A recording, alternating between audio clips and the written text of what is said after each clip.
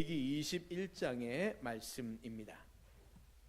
레위기 21장의 말씀 1절부터 9절까지의 말씀입니다. 21장 1절부터 9절까지의 말씀.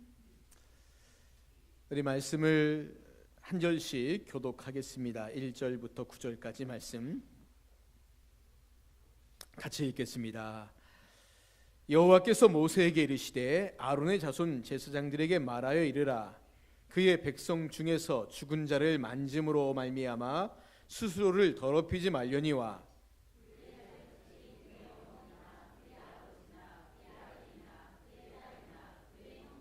출가하지 아니한 처녀인 그의 자매로 말미암아서는 몸을 더럽힐 수 있느니라.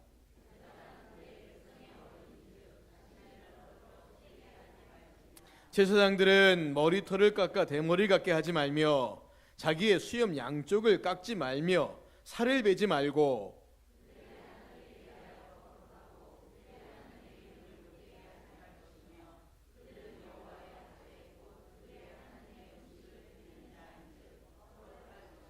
그들은 부정한 창녀나 이혼당한 여인을 취하지 말지니 이는 그가 하나 여호와 하나님께 거룩함이니라.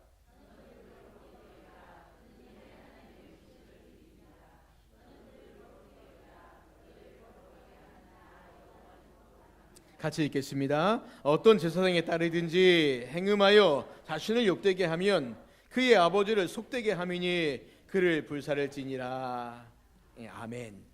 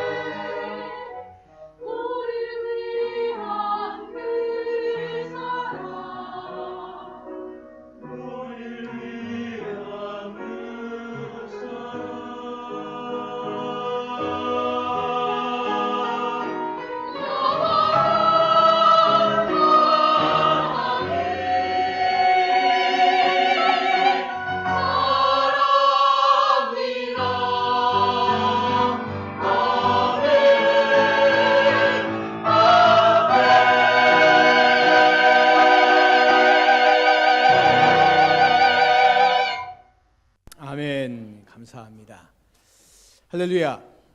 할렐루야. 오늘 읽었던 말씀의 맨 마지막이 그를 불살지니라. 그래서 왠지 좀 일부 예배 때는 굉장히 무서운 말로 마무리해서 아멘 하니까 공포가 있었는데, 우리 찬양대의 귀한 찬양 감사합니다. 이쪽 라인 불 좀 켜주시겠어요? 예, 요 불 한 줄이 꺼져 있습니다. 잘 보시면 어떤 걸로 켜야 될지. 네, 정답입니다. 고맙습니다. 우리 옆 사람과 같이 인사합시다. 잘 오셨습니다. 네, 축복합니다. 사랑합니다. 예, 고맙습니다. 날씨가 추워지니까 감기에 독감에 이제 별로 안 좋은 것들이 또 유행합니다. 감기 때문에 못 옵니다. 독감 걸려서 못 와요라는 분들의 이야기를 몇 분 듣다 보니까 이제 또 이런 계절이 왔구나 싶습니다. 여러분 건강 조심하시고 더욱더 하나님 앞에 기쁨으로 날마다 충성을 다하시기를 주님의 이름으로 축원을 드립니다.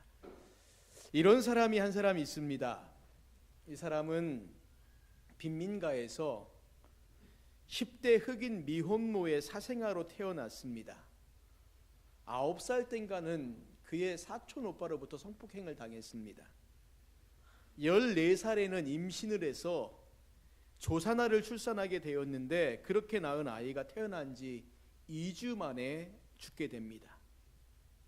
아무도 의지할 수 없는 그녀는 이 마약 중독자로 10대를 보내면서 아주 고된 삶을 살아야 했습니다. 곁길로 가기 쉬운 암울하고도 불운한 과거를 가지고 있으면서도 그 다음부터 정말 인생을 최선을 다해 멋지게 살면서 그녀는 몇 번이고 간에 타임지가 뽑은 미국을 움직이는 가장 영향력 있는 100명 중 1위에 선정되기도 했습니다. 이 사람이 누구냐면 바로 미국의 유명한 토크쇼 진행자인 오프라 윈프리라고 하는 흑인 여성입니다. 자신이 쓴 자서전 이것이 사명이다 라는 책에서 이분은 자신의 인생을 돌아보면서 4가지의 사명에 관한 이야기를 합니다. 첫째는 남보다 더 가졌다는 것은 축복이 아니라 사명이다, 이렇게 말해요. 둘째는 남보다 아파하는 것이 있다면 그것은 고통이 아니라 사명이다. 셋째는 남보다 설레는 꿈이 있다면 그것은 망상이 아니라 사명이다. 넷째, 남보다 부담되는 어떤 것이 있다면 그것은 사명이다. 가난과 아픔 속에서 자랐지만 그녀는 자신에게 닥친 모든 것을 인생의 사명으로 받아들였습니다. 오프라는 이런 말을 합니다. 과거가 미래를 결정짓는 결정적인 요소가 될 수 없다는 거예요.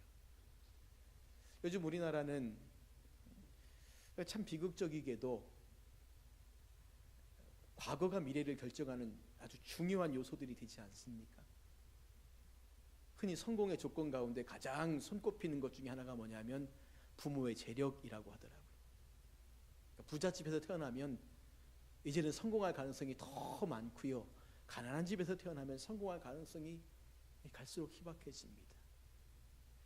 어떤 분이 그러더라고요. 우리나라의 노동자들을 노동자 계급 이렇게 요즘 부른답니다.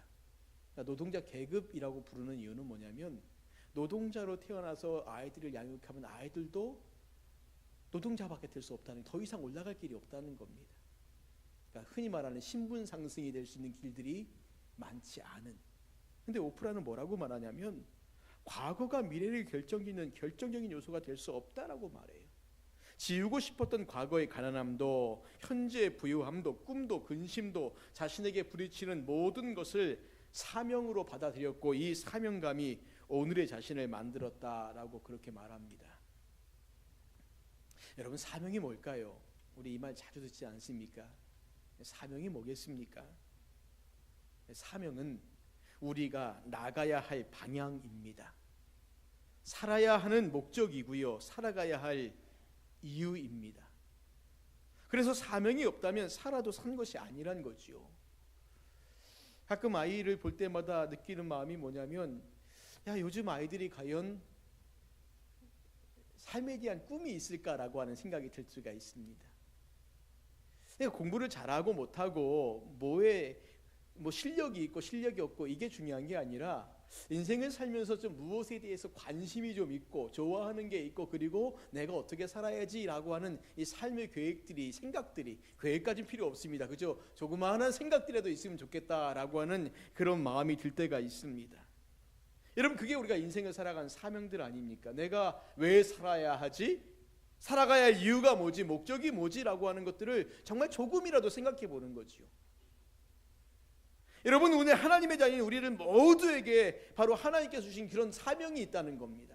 그래서 우리는 보통 거룩한 사명이라고 말하는데 우리에게 주신 그리스도인이라는 이름 자체가 바로 그 사명입니다. 살아가야 할 이유고 목적이라는 거예요. 내가 그리스도인 하나님의 자녀라는 그 이름 자체가 그렇다는 겁니다. 그래서 출애굽기 말씀해 보시면 하나님께서 이스라엘 백성들을 애굽에서 보내신 이후에 그들에게 왜 내가 너희를 출애굽시키셨는가에 대한 목적을 말씀해 주고 있어요. 그 목적이 바로 그들의 사명인데 많이 들으신 말씀이지만 출애굽기 19장 5절과 6절 제가 한번 더 읽어드리겠습니다. 세계가 다 내게 속하였나니 너희가 내 말을 잘 듣고 내 언약을 지키면 너희는 모든 민족 중에서 내 소유가 되겠고 너희가 내게 대하여 제사장 나라가 되며 거룩한 백성이 되리라. 너는 이 말을 이스라엘 자손에게 전할지니라.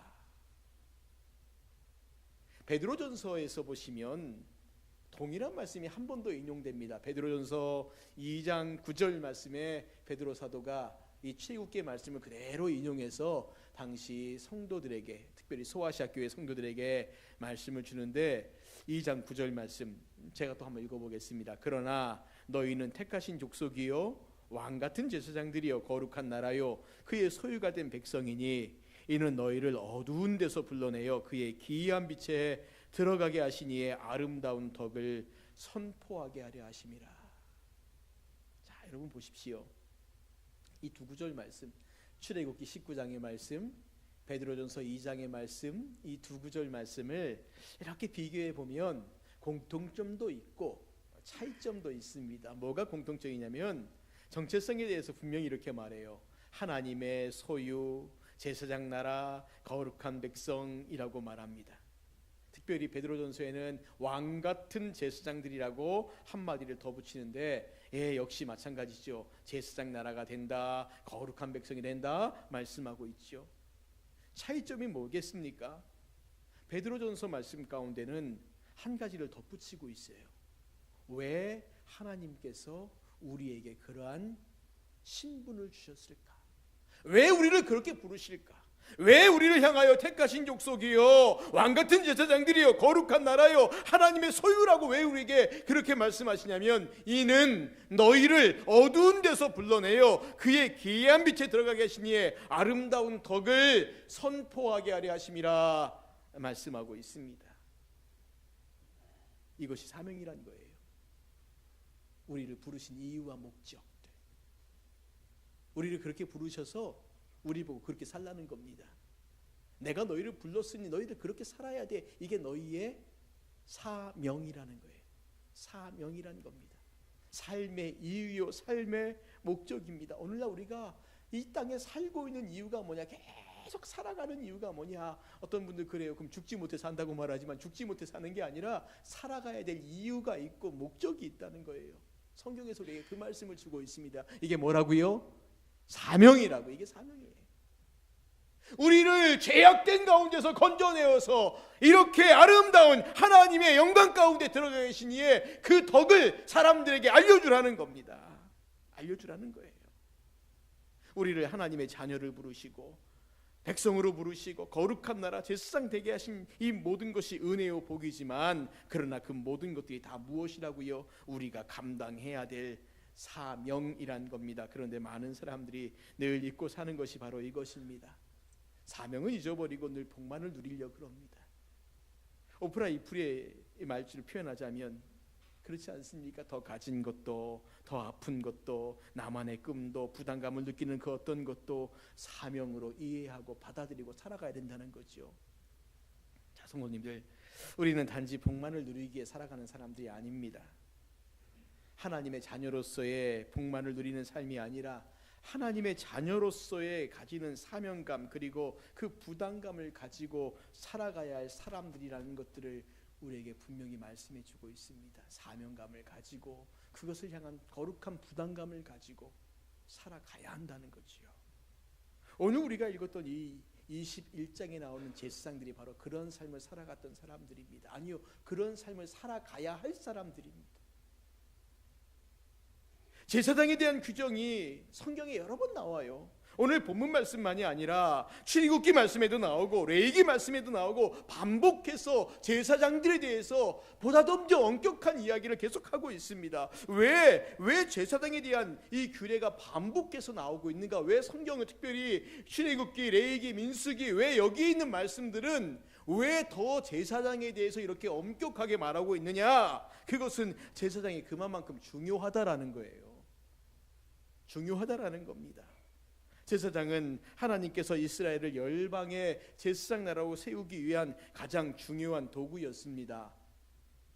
제사 제도도 성막도 성전도 사실 그 핵심은 제사장에게 달려 있었다는 겁니다. 제사장이 바로 서느냐 그렇지 않느냐에 따라서 제사 제도도 성막도 유지될 수 있었습니다. 여러분 보십시오. 실제적으로 우리가 구약의 이스라엘 역사를 쭉 살펴보시면 멀쩡한 성전 있지 않았습니까? 그리고 제사도 드려졌어요. 그런데 그 이스라엘이 과연 하나님 보시기에 온전한 나라였느냐? 아니었다는 거죠. 이유가 뭐겠습니까? 제사장들이 바로 안 서 있었다는 겁니다. 제사장들이 바로 안 서 있었기 때문에 성전도 있고 성막도 있고 제사제도도 있는데, 그런데 이것들이 그냥 껍데기만 그렇게 있는 거예요. 겉모양만 그렇게 있는 것이란 겁니다. 우리가 레위기 10장의 말씀해 보시면 아론의 두 아들인 나답과 아비후가 하나님께서 제사장의 위임을 하고 난 이후에 바로 얼마 안 있다가 죽임을 당하는 것을 보지 않습니까? 그들이 행한 잘못은 너무나 간단한 것이었어요. 하나님께서 명하시지 않은 다른 불을 가지고 그들이 향을 피운 것이었습니다. 뭐 돌아보면 별거 아니죠. 그저 불 잠깐 바꾼 거예요. 뭐 그럴 수 있지 않습니까? 실수할 수도 있고 모르고 그럴 수도 있습니다. 잠깐 잊어버릴 수도 있죠. 그런데 하나님은 그 자리에서 그들을 죽여버립니다. 이유가 뭘까요? 제사장이 바로 서지 않으면 안 된다는 겁니다. 그래서 하나님께서는 제사장들에게 보다 더 엄격한 순종과 거룩함을 요구하신다는 겁니다. 왜요? 이스라엘에게 원하시는 이 모든 거룩함들, 그것이 다 이 제사장들에게 달려있기 때문에, 그래서 더 엄격한 규례들을 말씀하고 있는 거예요. 오늘 본문의 말씀을 우리가 읽었던 본문 말씀에 보시면 세 가지의 이야기가 나옵니다. 첫 번째는 장례에 관한 이야기예요. 두 번째는 결혼에 관한 이야기고요. 세 번째는 자녀를 양육하는 문제에 관한 이야기입니다. 자녀 교육이죠. 여러분 이것이 뭐 특별하게 중요한 문제일 수도 있지만 그냥 우리가 일상적으로 살아가면서 늘 겪는 그런 일들이지 않습니까? 장례식에 관한 거, 결혼식에 관한 거, 그리고 자녀를 교육하는 거, 뭐 이게 특별하게 제사장이라고 더 뭐 잘할 것들이 있을까 고민되지만 오늘 이 본문 말씀 가운데 보시면 그렇지 않다라고 말합니다. 1절부터 6절까지 말씀 가운데 보시면 제사장들이 장례식을 대할 때, 특별히 이 죽은 사람들을 대할 때 어떻게 해야 될 것이냐에 대한 이야기를 말하고 있는데, 오늘 말씀의 핵심은 이겁니다. 백성 중에 죽은 자를 만짐으로 스스로 더럽히지 말라는 겁니다.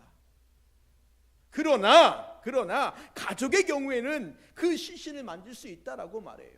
가족의 경우에는 부모나 자녀나 형제, 자매, 할 수 있다는 겁니다. 그러나 민수기 19장 11절의 규정에 의하면 사람의 시체를 만진 자는 7일을 부정하다라는 말씀처럼 이 제사장도 똑같이 이 말씀이 적용됐어요. 그렇게 사랑하는 가족이 죽었습니다. 그들의 장례식을 치렀습니다. 그러면 그들도 한동안은 제사를 집례할 수 없었어요. 부정했기 때문에 그렇습니다. 그런데 그것만이 아니라 특별하게 더 말씀하고 있는 게 무엇인가? 여기 보니 이렇게 말하지 않습니까? 제사장들은 머리털을 깎아 대머리 같게 하지 말며 자기의 수염 양쪽을 깎지 말며 살을 베지 말고. 이게 무슨 말인가? 좀 헷갈리시지요? 그런데 이것이 당시 고대 근동에 특별히 가나안 땅에 장례를 치를 때 사람들이 행했던 종교 의식이었다는 겁니다. 특별히 장례식을 행할 때 자기 머리를 깎거나 수염 양쪽을 깎거나 하는 이런 일들, 이게 자기 몸에 털을 베는 거죠. 이러면서 뭔가 슬픔을 표현하는 것이 단순하게 슬픔을 표현하는 것만이 아니라 당시 어떤 이방 종교의 의식이었다는 거죠. 또 한 가지, 살을 베는 것이라고 말할 때 민수기 19장의 말씀에 보시면 살을 베는 것만이 아니라 이것을 좀 더 설명하고 있는데 몸에 그림을 그리거나 문신을 새기는 것입니다. 여러분, 우리가 이렇게 고대의 영화들을 보다 보면 사람이 죽었을 때요, 사람들이 그 슬픔을 표현하기 위해서 자기 몸에다 이렇게 그림을 그리는 그런 장면들 아마 보신 분들이 있을지도 모르겠습니다. 혹여 영화를 보게 된다면 고대 영화, 특별히 고대 뭐 근동이나 중동이나 아니면 더 이렇게 뭐 북유럽 이런 데 영화를 보신다면 인디언들의 영화요, 몸에다 막 그림을 그려요. 이게 죽은 사람에 대한 애도의 표시입니다. 이방인들의 관습이라는 거지요. 하나님께서 금하셨습니다. 이거 하지 말라는 거예요. 왜 하지 말라는 걸까요? 이것이 이방인들의 관습이기 때문에 따라하지 말라는 겁니다. 가나안 땅에 하나님께서 이스라엘 백성들 들여보내시면서 가장 많이 강조했던 게 그거 아닙니까? 가나안 사람들이 행하는 것들 그대로 따라하지 말라고요. 따라하지 말라고. 근데 우리가 쉽게 따라할 수 있습니다. 쉽게 따라할 수 있어요. 남들 다 하니까. 남들 다 하니까. 참 우리 그리스도인이 이렇게 세상 속에 살기 어려운 게 바로 그겁니다. 남들 다 하는데 나는 어떻게 해야 되나라는 거지요. 이걸 해야 될까 말아야 될까. 남들이 자녀 교육을 위해서 전부 다 행하는데 이걸 나는 해야 될까 말아야 될까. 남들이 삶을 살아가면서 크고 작은 문제들 앞에서 다 하는 건데 나는 이걸 해야 될까 말아야 될까. 지난주에 김구주 교수님 말씀하시면서 땅이 소유권의 문제가 아니라 사용에 대한 문제라는 것에 대해서 얘기하는데 맞습니다. 근데 우리는 세상 사람들이 전부 다 땅을 사고 집을 사고 한 채, 두 채, 세 채 사니까 우리도 모르게 똑같이 따라할 때가 있지 않습니까? 근데 성경은 우리에게 세상의 풍습을, 사람들이 좋아하는 것들을 따라하지 말라는 겁니다. 레위기 말씀대로 한다면 일반 백성들도 이것을 하면 안 되는데 더더욱 제사장들은 그러면 안 된다라고 말하는 겁니다. 왜 안 될까요? 여러분 6절 말씀 보시기 바랍니다. 우리 6절 말씀을 다시 한번 읽겠습니다. 6절 말씀 읽겠습니다. 시작. 그들의 하나님께 대하여 거룩하고 그들의 하나님의 이름을 욕되게 하지 말 것이며 그들은 여호와의 화제 곧 그들의 하나님의 음식을 드리는 자인즉 거룩할 것이니라. 여러분, 이 짧은 한 구절의 말씀 가운데 하나님께서는 제사장의 삶이 거룩하고 또 거룩해야 함을 말씀하고 있습니다. 왜요? 여기 보니까 이렇게 말하죠. 제사장은 하나님께 음식을 드리는 일을 위하여 하나님께서 특별히 선택한 사람이란 겁니다. 아니, 하나님이 밥을 주시는 것도 아닌데 무슨 음식을 드립니까? 근데 생각해 보시면 우리가 하나님께 제사를 드릴 때 이는 화제라, 향기로운 냄새라 라고 말하면서 그것이 마치 하나님이 드시는 음식인 것처럼 표현할 때가 있고요. 그 다음에 매 주일마다 성막에서 이렇게 바꾸는 것이 있지 않습니까? 바로 진설병이란 게 있습니다. 12개의 떡을 넣었다가 뺐다 넣었다 뺐다 하지 않습니까? 이 모든 것이 다 하나님의 음식이라는 어떤 상징적인 표현들입니다. 여러분 생각해 보세요. 하나님만을 섬겨야 하고 그 법을 누구보다도 더 준수해야 할 제사장이 만약에 자기 보기에 좋다고 아니면 누구나 다 그런다고 이방인들의 관습과 풍습을 따른다면 그것은 바로 하나님께 대한 모독이자 하나님의 영광을 가리는 행위라는 겁니다. 왜냐하면 제사장들은 하나님과 인간 사이를 연결시켜주는 중재자이기 때문에 그렇다는 거예요. 하나님을 가장 가까이에서 섬기는 사람이에요. 하나님의 뜻을 다른 사람에게 전해야 할 사람입니다. 그런 사람들의 삶의 자세는 바로 사명감이라는 거예요. 하나님이 나를 왜 부르셨는가, 나를 왜 제사장으로 부르셨는가, 이것에 대한 사명감을 가지고 그 일들을 감당하라는 겁니다. 여러분 오해하지 마십시오. 우리는 제사장 그러면 늘 누구를 먼저 생각하냐면 목회자를 먼저 생각합니다.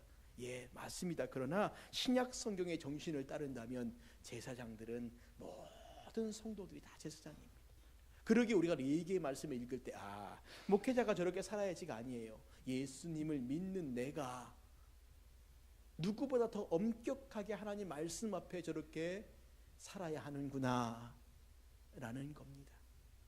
우리는 그렇게 안 살아도 목사님은 그렇게 살아야지.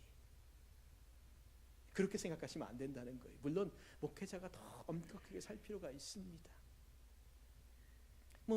여러분들이 직장 생활하시면서 술도 한잔 할 수 있습니다. 괜찮아요. 전 이해합니다. 그런데 만약에 여러분들 제가 여러분이 이런 고백을 한다고 생각해보세요. 저도 가끔 힘들 때 술 한 잔씩 해요. 왜 웃으세요? 여러분도 한 잔 하실 때 저도 한 잔 하면 안 됩니까? 근데 갑자기 이게 다 느낌이 달라지시죠? 전 아직 담배를 못 끊었어요. 근데 제가 여러분에게 저도 담배를 못 끊었어요. 이 느낌이 이상해지죠, 갑자기요. 우리의 인식 자체가 그렇다는 겁니다. 분명히 신약적인 정신은 모든 성도가 다 제사장과 거룩한 삶을 살아야 하는데 이건 목사님 얘기고 우리는 아니고. 아니요, 여러분, 그렇지 않습니다. 우리 모두가 다 보다 더 엄격하게 하나님 말씀에 순종하며 살아가야 한다는 겁니다. 그래서 우리가 다른 사람의 삶에 대해서 이러쿵저러쿵 말하기 전에 스스로를 먼저 돌아보는 그 믿음이 우리에게 있어야 한다는 거죠. 제사장들이 지켜야 할 또 다른 규정은 바로 가정생활에 대한 것인데, 여기 첫 번째는 바로 결혼에 대한 것입니다. 7절부터 9절까지 말씀 가운데 나오고 있습니다. 제사장들은 결혼의 문제에서도 그리고 자녀를 양육하는 문제에서도 하나님 앞과 다른 성도들 앞에서 거룩함으로 살아가야 한다라고 말합니다. 특별히 이 결혼의 문제에 있어서 어떤 여인을 선택하지 말라라고 말하는데, 이 여인들은 그냥 쉽게 말하면 이런 겁니다. 자신의 눈에 보기에 좋다고 아니면 사랑한다고 아무나 택하지 말 것들을 말합니다. 분명한 기준을 가지라는 거예요. 분명한 기준을 가지라는 겁니다. 결국 제사장의 결혼의 문제, 정말 사적인 영역이라고 생각하는 그런 부분도 하나님 앞에서 우리가 거룩함으로 선택하며 결정하며 나아가야 한다는 거예요. 요즘처럼 눈에 보이는 것만을 좋아하는 문화 속에서 살아갈 때는 더더욱 그렇습니다. 눈에 보기 좋은 것보다는 하나님의 말씀이 더 우선이라는 거죠. 내 주관과 판단과 감정보다는 말씀이 더 우선되어져야 한다는 겁니다. 자녀 양육도 마찬가지고 자녀 교육도 마찬가지예요. 참 어려운 문제잖아요. 하나님의 뜻대로 한다는 것 얼마나 어려운 시대인가 우리가 알고 있지 않습니까? 오늘 이 구절에 나오면 제사장의 딸에 대한 얘기가 나오죠. 이 딸이 행음하여 라고 말하는데, 여기서 말하는 행음은 단지 어떤 육체적인 매춘 이것을 의미하는 게 아니라 이방 종교 가운데 가서 영적으로 육적으로 행하는 간음을 다 말합니다. 당시 이방 종교는 대부분 다 육적인 간음의 행위까지 포함되어 있었기 때문에 먼저 이방신을 섬기는 것 자체가 영적인 간음이고, 그리고 그 영적인 간음 가운데 육적인 간음까지 같이 이루어졌기 때문에 이런 자가 있다면 그를 불살라버리라는 거예요. 근데 우리가 이 말씀을 보면서 아니 그를 불살라라, 너무 징계가 무섭다라고 말하는데, 여기서 말하는 것은 징계의 수위를 우리에게 얘기해 주는 것보다는 이런 일이 가정 가운데 일어나지 않도록 더욱 돌아보고 힘쓰라는 거예요. 율법 가운데 돌로 쳐 죽이라는 얘기 많이 나오지요. 그럼 우리는 항상 그거 보고 아니 하나님은 왜 쳐 죽이라고 말하나, 살리라고 말하지, 용서하라고 말하지. 그런데 이 말씀의 본질적인 의미는 이것이 하나님께서 그렇게 싫어하는 것이기 때문에 이런 일들이 생기지 않도록 우리가 정말 최선을 다해 돌아보고 또 돌아보고 섬겨야 된다는 거예요. 하나님이 싫어하는 거 버리라는 거예요. 그거 찾아가지 말라는 겁니다. 여기 구절도 마찬가지 이야기라는 거죠. 사랑하는 성도님들, 생각해 보십시오. 오늘 우리의 삶의 영역들 가운데 하나님과 관계없는 영역이 뭐가 있겠습니까? 결혼의 문제가 하나님과 관계없는 영역일까요? 자녀를 양육하는 문제는 하나님과 관계없는 부분일까요? 내가 사업을 하고 직장을 하고 일을 선택하고 이 모든 거 하나님과 관계 없습니까? 우리 자녀들이 진로를 결정해 나가는 그 모든 것들 하나님과 아무런 관계가 없나요? 그냥 이 아이가 세상에서 이 일하면 돈 잘 벌고 부자 되고 그 다음에 그래 네가 여기에 재능도 있으니까 너 하고 싶으니까 일해라 라고 하는 그 모든 것들이 하나님과 아무런 관계 없냐는 거예요. 그렇지 않다는 겁니다. 오늘 제사장들에게 이러한 것들에 대한 것들을 강력하게 말씀하시는 이유가 뭐냐면, 결국 하나님의 백성, 자녀들은 아주 작고 사소한 문제도 하나님과의 관계 속에서 선택하고 결정해야 한다는 거예요. 왜 그러냐면 우리의 모든 삶은 다 사명과 관계 있고 하나님의 사랑을 전하는 삶과 관계 있기 때문에 그렇다는 거예요. 그러므로 우리가 어떤 것을 선택해 나갈 때 하나님과 관계없는 선택하지 말라는 겁니다. 지난주에 한 청년 하나가 와서 저한테 뭔가를 질문하는데 선택의 문제를 질문을 하더라고요. 그러니까 그 친구의 이야기 요점은 이런 것이었습니다. 우리가 보기에 이것이 분명히 하나님이 기뻐하지 않는 것인 걸 아는 것은 선택을 안 한다는 거예요. 이게 일반적으로 그렇다는 겁니다. 그런데 애매한 게 있어요. 분명히 내가 하나님의 뜻 가운데 뭔가를 선택하려고 하는데 뭔가 이 두 가지 정도의 길이 또 보인다는 거죠. 그럼 여기서 어떤 선택을 할까? 목사님 어떻게 해야 됩니까? 라고 물어봤어요. 그래서 제가 한마디로 이렇게 말했습니다. 네가 좀 더 손해보는 쪽을 선택하라고. 여러분, 사람이 본성이요 아주 이기적입니다. 안 그럴 것 같지요? 내 앞으로 뭔가 확 날라오면요 내 뒤에 누가 있는지 생각하지 않습니다. 얼른 피해요. 그렇죠? 내 뒤에 내가 피하면 저 사람들이 맞겠지. 그리고 내가 그걸 따닥쳐갖고 맞는 사람들 거의 없습니다. 내 눈앞으로 뭔가가 날라오는 그 순간에 나도 모르게 본능적으로 수가 오게 됩니다. 피하지요. 그럼 뒤에 사람 딱 맞습니다. 그러면 우리는 다 같이 그러는 거예요. 살았다. 뒤에 누가 죽든지 말든지 상관 안 해요. 이게 우리의 본성이라는 겁니다. 뭔가를 선택해 나갈 때 대부분의 사람들은 다 조금이라도 자기에게 이익되는 것들을 선택할 때가 많습니다. 그래서 제가 그 형제에게 말했어요. 손해보는 길을 선택하라고. 조금이라도 손해보는 쪽을. 되게 쉬울까요? 어렵지요. 그래서 예수님께서 우리에게 가라 하신 길이 넓은 길이 아니라 좁은 길입니다. 좁고 험한 길, 저리로 가면 다 망하겠는데 생각되어지는 그 길, 저리로 가면 죽겠는데 생각되어지는 그 길, 그 길 가라고. 성경 어디에도 우리에게 넓은 길 가라고 말씀하신 적이 없어요. 편한 길 가라고 말씀하신 적이 없습니다. 좁은 길, 좁은 문, 그 길이 우리가 가야 할 길이라고 말합니다. 예수님 믿고 살아가면서 우리의 삶이 쉬울까요? 아닙니다. 여러분, 구약에 나오는 제사장들의 삶을 보세요. 무슨 제한이 그렇게 많은지, 하지 말라는 것은 뭘 그렇게 많은지. 그래서 어떤 사람은 다 버리고 편하게 살고 싶은 사람도 있을 겁니다. 에이, 나 제사장 안 해. 또 어떤 사람은 아니, 제사장을 하면서 특권은 누려요. 그러나 사명은 제대로 감당하지 않는 사람도 있을 것이고요. 오늘 그리스도인도 마찬가지 아닐까요? 그 이름에 맞게 살든지 아니면 무늬만 그리스도로 살든지, 그러면서 큰 교회에서 인간적인 관계 혜택만을 누리는 그런 사람들 분명히 있을지 모릅니다. 그러나 아닙니다. 그렇게 살면 안 된다는 거예요. 하나님께서는 우리들에게 이 땅에서 제사장적 삶을 살면서 이 세상을 세워나가는 사명을 감당하라고 하십니다. 나를 위한 이익의 삶을 버리고 그런 선택의 유혹도 버리고 더 손해보고 더 어렵고 더 험하고 더 좁은 길, 그것이 나에게 주신 사명을 감당하는 길이라는 것을 알고 그렇게 살아가라는 겁니다. 지난주에 김근주 교수님하고 이제 잠깐 대화할 수 있는 시간이 있어서 이런저런 이야기를 하면서 서로 나누었던 얘기가 그런 이야기였습니다. 목회라는 길이 이런 건 줄 알았으면 선택 안 했을 거라고. 목사님도 맞다고. 그래, 본인 친구 얘기하시면서 또 맞다고 그러시더라고요. 근데 하나님께서 왜 목회를 하라고 하셨을까? 뭐 목회만 어렵습니까? 다른 거 다 어렵지요. 그냥 목사니까 우리끼리 얘기하는 겁니다. 다른 분들은 또 다 본인들끼리 얘기하십시오. 괜찮습니다. 그런데 그 좁은 길을 가면서 얼마나 또 꾀를 쓰는지, 좁은 길 가면서 그 좁은 길 가운데 조금이라도 넓은 길 가려고 해요. 험한 길 가면서 조금이라도 더 편한 길 가려고 합니다. 이게 사람의 본성이고 사람의 마음이지요. 근데 하나님께서는 우리들에게 그렇게 살지 말라고, 이 양 험한 길로 들어섰으면 계속 험한 길 가고, 이 양 좁은 길로 들어섰으면 계속 좁은 길 가지, 그 좁은 길 가운데 좀 넓은 길이 어디 있다고. 그냥 조금 더 넓은 길, 조금 더 편한 길 찾아가겠다고. 그렇게 하지 말라는 겁니다.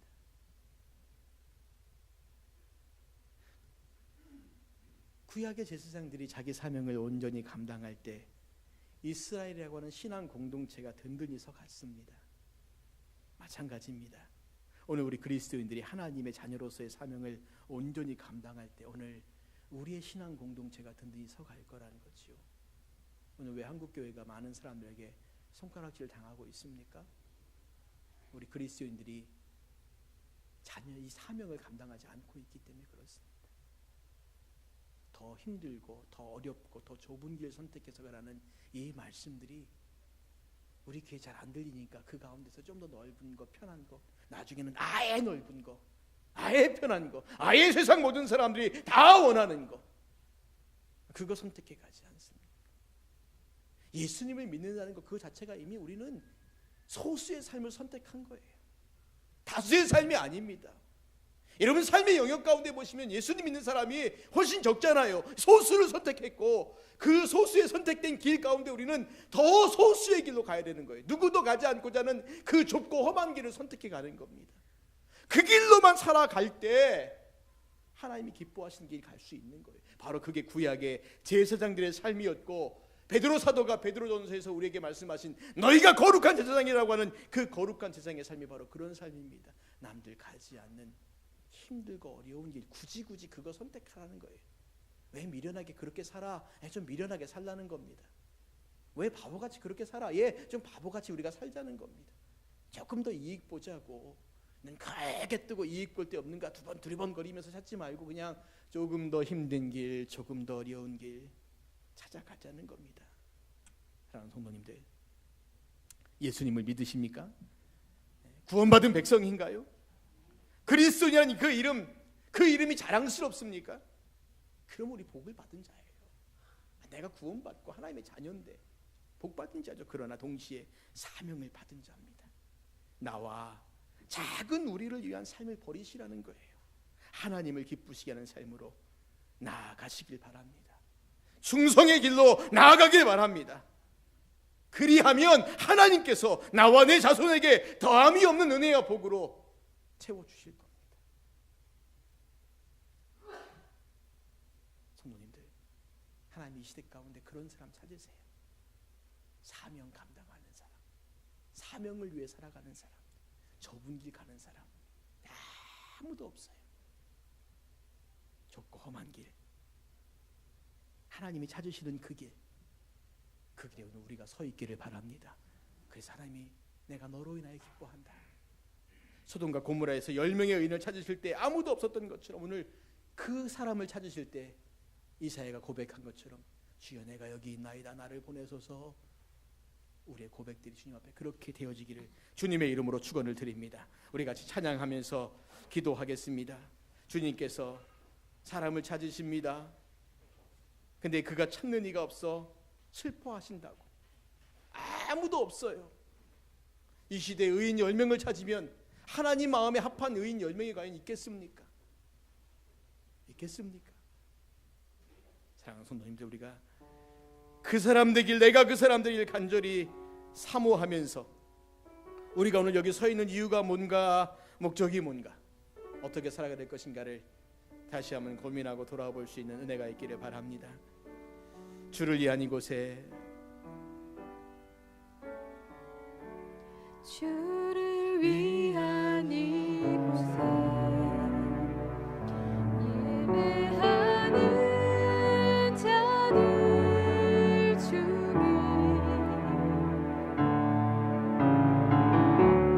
그가 찾는 이 없어 주님께서 슬퍼하시네.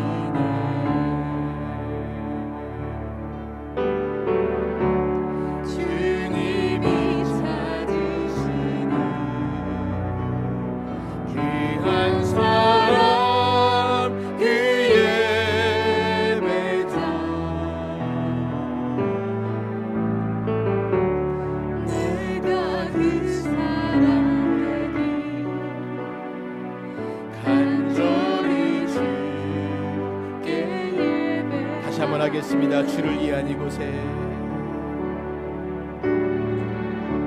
주를 위한 이곳에 예배하는 자들 중에 그가 찾는 이없어 주님께서 슬퍼하시네. 주님이 찾으시네.